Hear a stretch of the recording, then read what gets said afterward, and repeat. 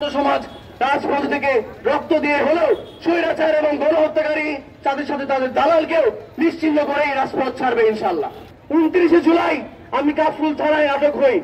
তারপরে এই মার খাওয়ার পরেও আমরা ঢাকা বিশ্ববিদ্যালয়ের স্টুডেন্টরা কিংবা সারা দেশে বিভিন্ন ছাত্রছাত্রীরা, বিপ্লবী ছাত্রছাত্রীরা কিন্তু হার মানেনি। আমি বিসি চত্বরের অসহায়ের মতো মার খেলাম। এই দেশের তরুণ সমাজ জুলাইয়ের মাহাত্ম্য বোঝে। এই জুলাই মঞ্চে সামনে দাঁড়িয়ে আমি আমার বক্তব্য রাখতে পারছি, এর থেকে বড় সার্থকতা আসলে এই স্বাধীন বাংলায় আমি প্রথম পেয়েছি। সম্মানীয় উপস্থিতি, এক রক্তক্ষয়ী সংগ্রামের পরে জুলাই মঞ্চের সামনে দাঁড়িয়ে আমার এখনো গণহত্যাকারীর বিচার চেয়ে বক্তব্য রাখা লাগছে, এর থেকে বড় দুর্ভাগ্য আসলে নেই।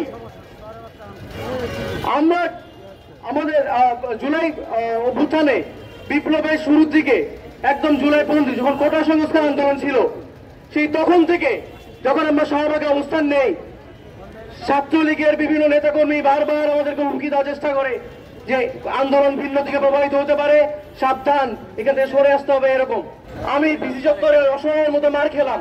তারপরে এই মার খাওয়ার পরেও আমরা ঢাকা বিশ্ববিদ্যালয়ের স্টুডেন্টরা কিংবা সারা দেশে বিভিন্ন ছাত্রছাত্রীরা, বিপ্লবী ছাত্রছাত্রীরা কিন্তু হার মানেনি। গণগ্রেফতারের পরেও তারা কিন্তু হার মানেনি।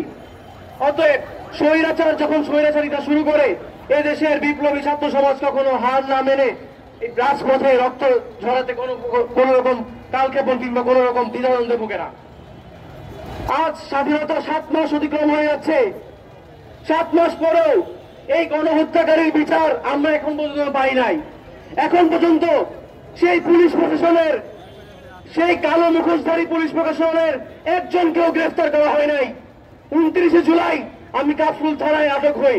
সেখানে পুলিশ বাহিনীর যে নির্মম নির্যাতনের শিকার হয়েছিলাম, মানসিক এবং শারীরিক, সেই থানায় বসে যখন আমি পুলিশদের অমানবিক নির্যাতনের চিত্র চোখের সামনে দেখেছি, সেই পুলিশ এখনো থানায় অব্যাহত রেখেছে তাদের কার্যক্রম।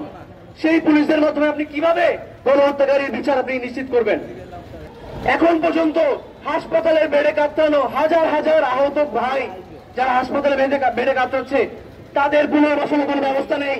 অনেক অনেক নাম যারা শহীদ রয়েছেন, যাদের পুনর্বাসনের কোনো ব্যবস্থা নেই। সমাজ রাজপথ থেকে রক্ত দিয়ে হলেও স্বৈরাচার এবং গণহত্যাকারী তাদের সাথে তাদের দালালকেও নিশ্চিহ্ন করেই রাজপথ ছাড়বে ইনশাল্লাহ।